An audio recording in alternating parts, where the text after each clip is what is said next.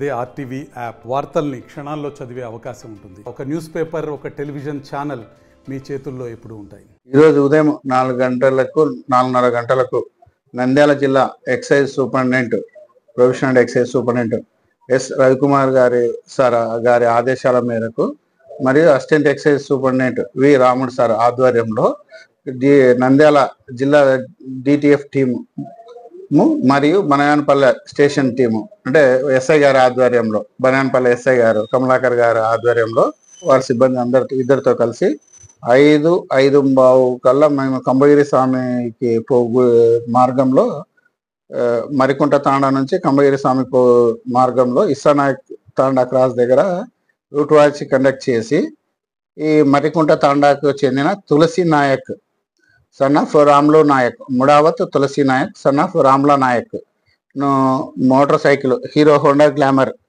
Motor సైకిల్తో సహా ఆపి నిలుపుదల చేసి అతని దగ్గర ఉన్న బ్యాగ్లో చెక్ చేస్తే 2 లీటర్స్ వాటర్ బాటిల్స్లో 10 వాటర్ బాటిల్స్లో 20 లీటర్స్ ఐడి లిక్కరు, ఒక మోటార్ సైకిల్ను సీజ్ చేసి అతన్ని అరెస్ట్ చేయడమైనది.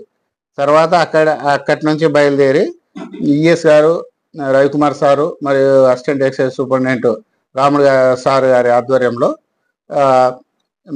మన కొలింగుండ్ల మండలానికి బయలుదేరి ఈ సారా నిమిత్తం దాడులు చేస్తూ మన పోలీస్ స్టేషన్కి బ్యాక్ సైడ్ గల కొండ దగ్గర ఈ ఎరకల గంగయ్య ఒక 5-6 కొట్టాలు ఉన్నాయి. అక్కడ కొట్టాల దగ్గర అతని ఇంటి ముందు దీన్ని ఏమంటే మన గరిష మాదిరి తయారు చేసుకొని దాంట్లో దాదాపుగా సుమారుగా 220 లీటర్ల సారాయిని ఉంచినాడు. దీంట్లో ఈ గంగయ్య మరియు అతని బావమరిది అయినటువంటి రమణ ఇద్దరు భాగస్తులు, ఎరకల ఆది సన్ ఆఫ్ రమణ ఇద్దరు భాగస్తులు, గంగయ్య మరియు ఎరకల ఆది అనే ఇద్దరు ముద్దాయిల్ని కూడా అరెస్ట్ చేయడం అయినది. ఈ 220 లీటర్ల సారాయిని సీజ్ చేసి తీసుకొని రావడం అనేది, మరియు వీళ్లకు సారాయి సప్లై చేసేటువంటి కొండంనాయనపల్లికి చెందినటువంటి నొస్సం సీను alias శ్రీనివాస్ అనే అతని ఇంటి దగ్గర కూడా వెళ్ళాము.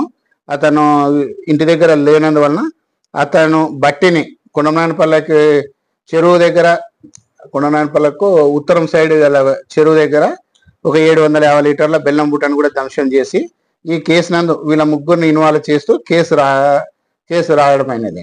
సారాని ప్రోత్సహించిన, తయారు చేసిన, రవాణా చేసిన, అమ్మిన కంపల్సరీ వాళ్ళందరూ శిక్షార్హులవుతారు. దీని మీద సారా మీద ఎటువంటి ఉపేక్షించడం లేదు.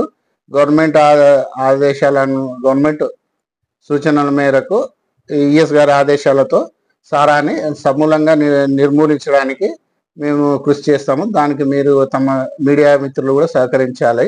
ఈ విషయాన్ని ప్రజల్లోకి లోతుగా తీసుకెళ్లాలని కోరుకుంటూ ముగిస్తున్నాను. మరిన్ని వీడియోస్ కోసం ఛానల్ ని సబ్స్క్రైబ్ చేయండి. లేటెస్ట్ అప్డేట్స్ కోసం వాట్సాప్ ఛానల్ ని ఫాలో చేయండి. అండ్ లింక్ డిస్క్రిప్షన్ లో ఉంది.